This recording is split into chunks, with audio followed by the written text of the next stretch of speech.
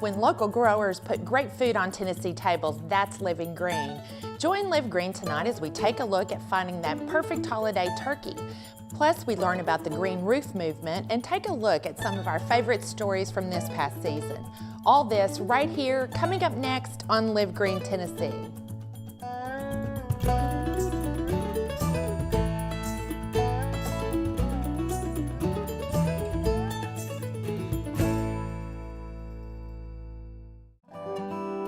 This program is brought to you in part by wherever you are in your life, wherever you are in Tennessee,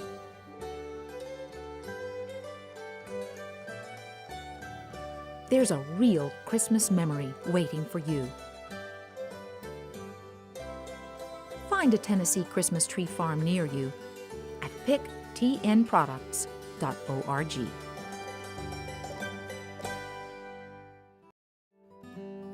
and by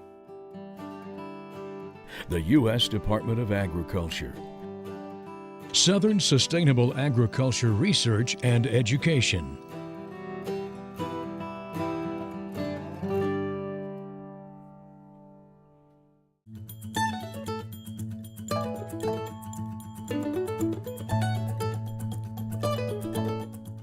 connecting the grower to the buyer, the country to the city, and smart shopping with a healthy lifestyle. It's Live Green Tennessee. Hello, I'm your host Melinda Kiefer, and I'm proud to bring you stories from across our great state on tonight's Live Green Tennessee. Nestled in a peaceful hollow near Hohenwald, Avalon Acres Farms was started by Tim and Jennifer Bodner.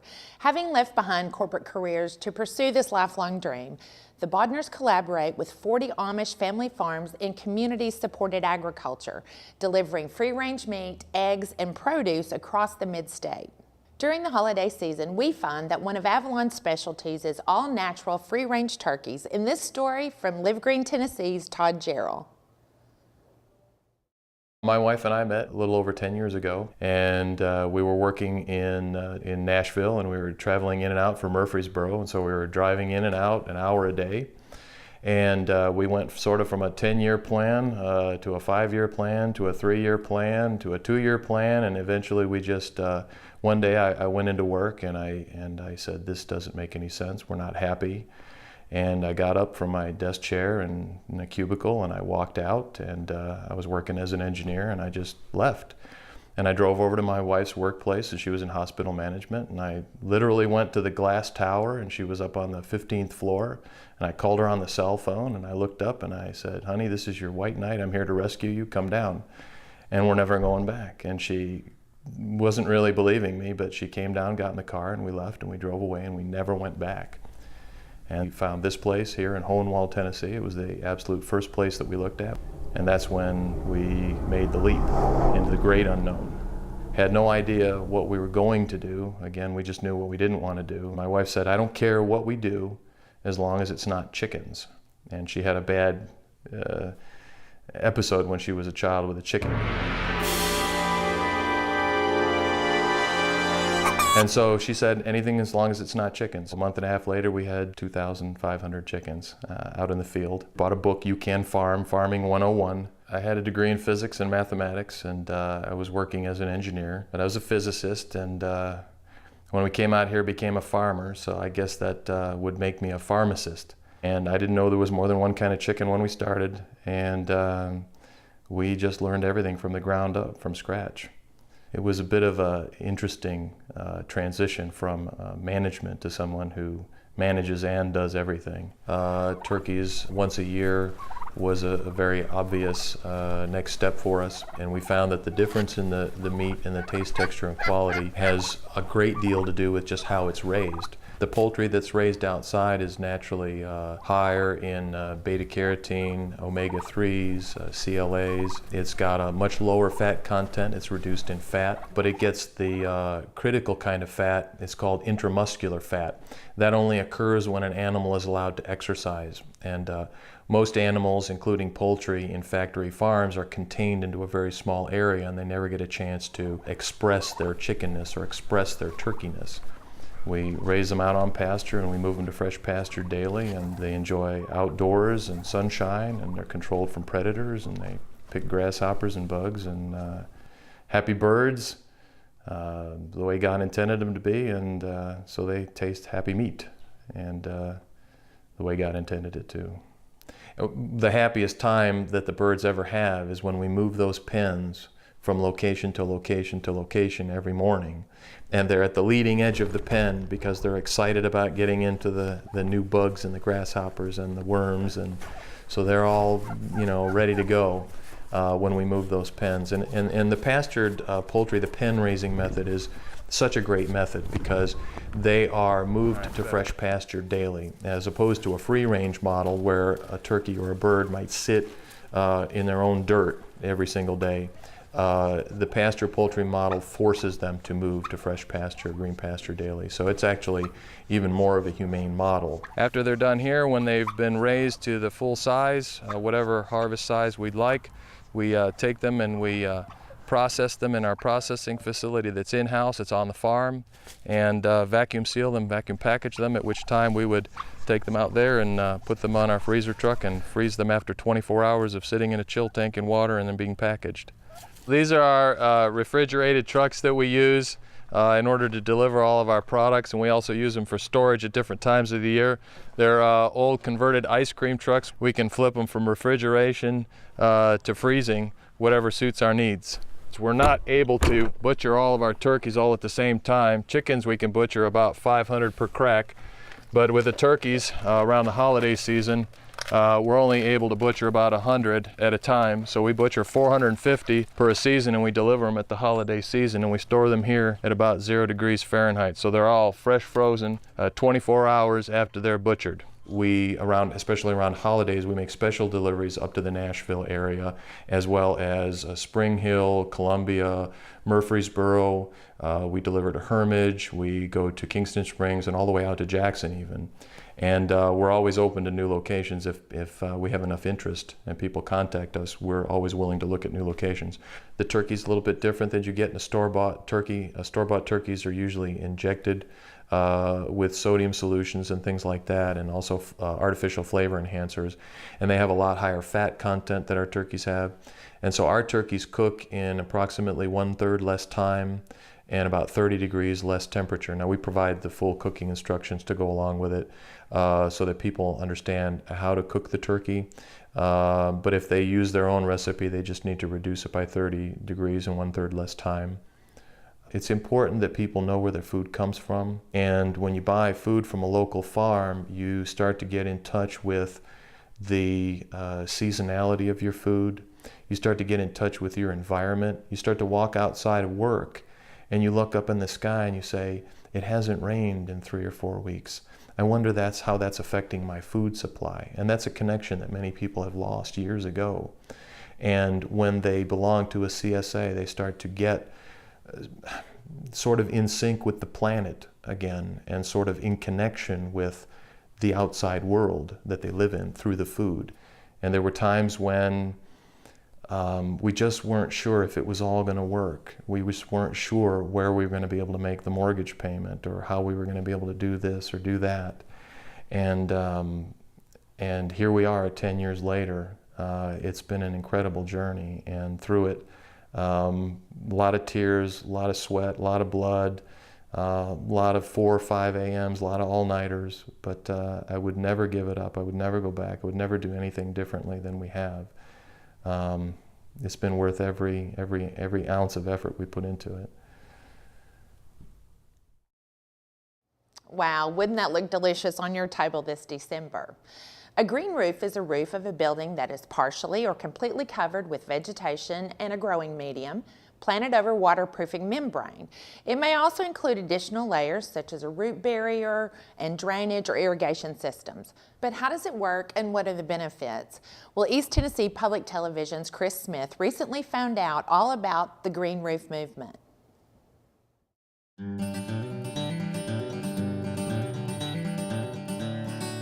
Most people are familiar with using plant material for aesthetic purposes, foundation plantings around their house, colorful pots, or annual color and fragrance.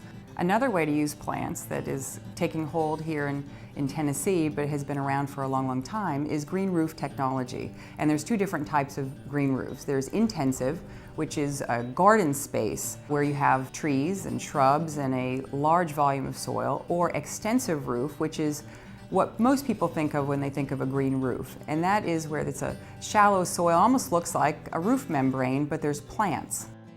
Basically, the roof construction is simple. You take a membrane. It can be a modified bitumen, it can be a single ply EPDM, which what people would call rubber, or a plastic roof, which is a white plastic that's welded together.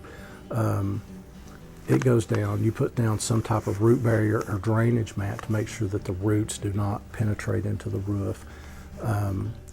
And then the trays will sit on top of that, or it's quite simple, or the soil sits on top of the root barrier and the drainage mat. Quite simply, I mean, green roof is a old technology. That's something that people in Northern Europe did for centuries. It's something that's kind of been rediscovered in the last few years. You know, it's a great system for the environment because anytime you can add plants, you can add aesthetic value to a building, and you reduce the heat sink, meaning that you don't have a black roof absorbing a lot of heat. And when you have a lot of black roofs together in an urban setting, you retain a lot of heat right there. And I'm Curtis Stewart, a registered landscape architect and a professor at the University of Tennessee in the Department of Plant Sciences here on the West Campus, or the Ag Campus as most people know it. I'm standing in front of a small demonstration green roof on the storage shed that's part of a larger project here that we work with our students. It's called the Low Impact Development Demonstration Area. And what we're doing here is comparing the interior temperature and humidity of that shed with another shed that's just a few feet away that has a traditional roof to it. And what we're seeing is that the temperature changes, or the temperature variations, are 19 degrees less in this shed than they are in a traditional shed. What that means is in the summertime, it's a lot cooler in this shed than it is in the other one. The media on top of this is a mostly inorganic material, very lightweight, and we have some sedums and different succulents that are growing. When we go to design a green roof, there are several factors that we need to consider: drainage, insulation, load-bearing capacity, and environmental conditions, and plant material. And plant material, as the icing on the cake on any project, it's basically about right plant for right place. You're placing a plant material that needs to grow and thrive on a sometimes harsh condition. You think about a rooftop, and some of them are pretty high up. So there's wind to deal with, there's direct sunlight or direct shade, depending on if there's building structures on top of the roof itself, which are shading some of the plant material. The amount of rainfall the rooftop will get. You have to think about air pollution and wildlife and pests. A lot of those things are the thing, you know, regarding maintenance, you don't think about. Pests, bees, for example. People say we don't really want to attract bees, but any plant that flowers and has a growth cycle will attract some sort of insect. It's part of being a plant. Some of the plants that we would use in East Tennessee for a sunny environment would be the low sedums and the low grasses, sometimes a sedge, or some of the wildflowers like coneflower, black-eyed Susan, bee balm. Those are some common plants that everybody would know about. For a shady environment, we have probably the most diverse number of shade plants here in East Tennessee. The perennial plants that could be used would be some of the heucheras or heucherellas, some very low-growing plants that would grow well in a shady environment, grow together, and be somewhat tolerant of windy conditions. We talk about green roofs, you know, there's more than garden roofs. We like to see the paver systems, which gives a dual use to the roof. Some of the projects, Alpha Natural Resources in particular, have pavers interlocked with the garden. You actually get to walk out around into the garden roof area. Those used a paver that was a recycled rubber tire. It looks like brick, aesthetically pleasing. It's very actually labor saving because the brick pavers are lightweight, they go down in trays, are very quick. The other type, what we used on Neyland Stadium at Bristol Motor Speedway, is a concrete concrete system that sits on pedestals, and people walk on, people use them at Neyland Stadium. The reason a person might choose to do a green roof, you know, number one, energy efficiency. You can get some energy credit for it, aesthetic value, anytime you have that amount of soil and that amount of plants, you're adding quite a bit of insulation value to the roof. I think the biggest benefit to a system like that is you're protecting the roof itself from sun. The UV is what destroys roofs. So if you've got this plant layer, you've got this soil layer on top of it, you're essentially elongating the life of your roof indefinitely. As materials and components continue to improve, the application of green roofs such as this across the state will grow exponentially. A lot of people are concerned about, can I put a green roof such as this on my home? The answer is yes, but a lot of it depends on the home construction, the type of roof that it has on there. If you're considering a green roof, the first place to start really is what kind of resources are available locally. Your growers, your local growers, nurseries, plantsmen, your local horticulturists, and of course your local landscape architects would be a good place to start. Also looking at codes and zoning issues, neighborhood requirements, things like that will be important before you start. People find that green roofs are cost prohibitive. However, not all the time, and with solar technology, for example, the cost for solar panels has decreased with more demand. And I think that we're seeing more demand here in East Tennessee. There's several roofs now built, and I think that as it becomes more popular, like anything, the cost will come down. So everybody needs to go out there and design themselves their own green roof.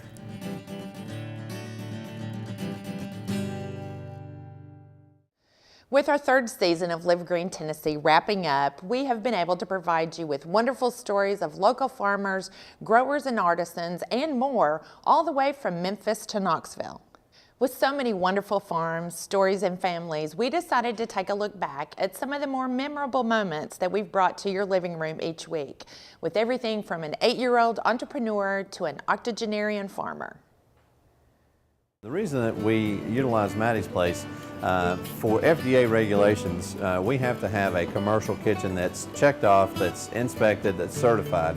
And in going through the process, looking for kitchens and things, she was willing to open up her kitchen and allow us to utilize it for a while, just so that we could get our product, get it made, get it certified, get it out on the shelf.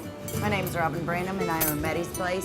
Daryl and Amy are great salsa makers that we serve in our restaurant here, and Daryl and Amy actually do their making of their salsa here of the evening time when we're not here, and they just couldn't find a place to do it. And I looked at Daryl's face one day and I said, "You could do it here." He said, "Really?" I said, "Yeah." So that's where we started. I just let him do it because I think that everybody just needs a great opportunity to go out and show what they have to do, you know, their business. And their salsa is awesome. Awesome. You eat it on everything. But I just thought that it would be great for them to be able to get out and sell their product, because people need to know about it. It's really good. Drive to the people's houses. Their bin's full. I take an empty bin, and my dad and our employees take the full bin, put it on the trailer while somebody stored it, and I take the empty bin and put the lid back on. Yeah. After we picked up all of the whole route, we go to the recycling center and put the glass in the right hole. The glass is separated by color, clear, green, and brown, and then we come home and wash out the bins. They take it to the place where they crush it, melt it, and then they make it into new bottles. I don't really have something I don't like about owning a business. Like it all.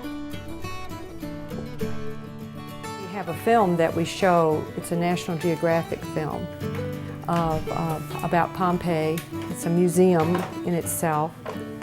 But one of the most interesting parts for me is the volcano erupted at noonish, lunchtime. And so the way the lava flow came and the way it buried everything in the pyroclastic flow and the ash stopped. everything that was happening was caught right then. And so that means that that's the place where they have the cast molds of the people. Homes were covered as well, and when they unearthed it, people had their lunch laid out on the table. Well, what's on the table? A loaf of bread, figs, and hard-boiled eggs. And that just speaks to me in a very deep way. And I will do the same thing. That bread has crossed all those generations.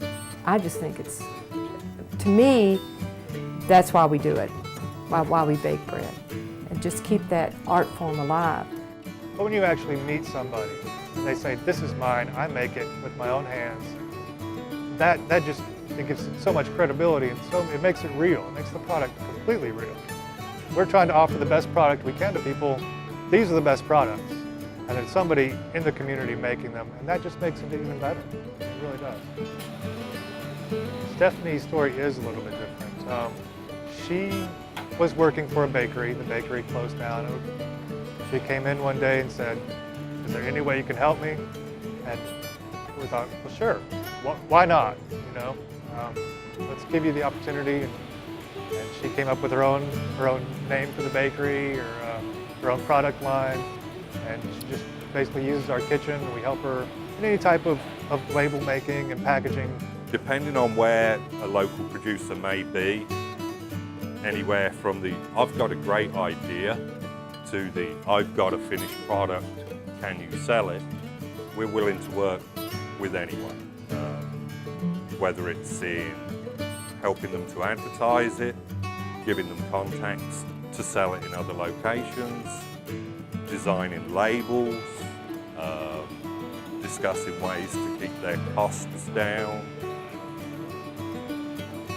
Anything that relates to the business, what experience we have, we'll happily share.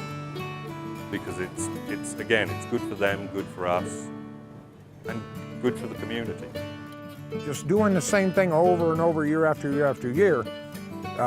Right now, you know, there are a lot of hungry people out there, and the more food we can make, the more we can feed. You know, I'm a firm believer that agriculture and farming don't mean to be political, but it shouldn't be a commodity. I just don't believe that. We believe as farmers that we can grow enough to feed our family, and we're happy as can be, and it makes us really feel good and encourage us to even grow more and more and more, that we can grow and supply more food to more people. And that's it. That's all we got. My name's George Young. And I'm Cammie Young. And we live in the greenhouse, and we are grateful and proud to be here. We've been here since May of this year. We knew that we were going to be moving to East Tennessee from Jacksonville after 20 years, and we decided it's time to start looking for a place to live. And there were three things that were important to us that we knew we would be looking for. One was that it would be in the downtown area of Knoxville. The other is that it would be an historic home. And finally, the most important one was we made a commitment for it to be environmentally sustainable. Actually, we had a fire out here, but we managed to put it out. And I mean, it's times like that when things almost go horrible that you realize how lucky you are sometimes to stop some things, and how blessed we have been as a family, and just getting to know my dad and my grandpa and my grandma. If it wasn't for this farm and the things that we've done together, I wouldn't know them as well. It's really been a bonding experience, and it's something we all share in common. We all have held in common for a long time.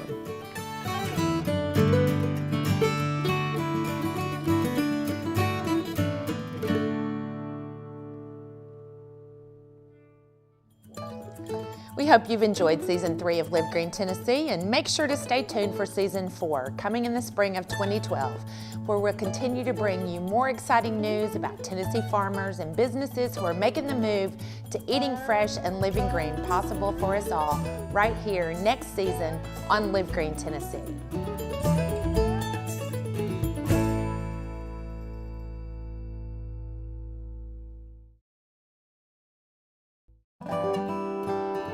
This program is brought to you in part by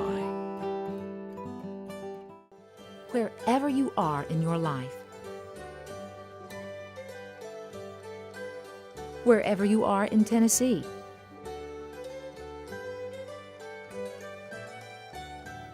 There's a real Christmas memory waiting for you. Find a Tennessee Christmas tree farm near you at picktnproducts.org.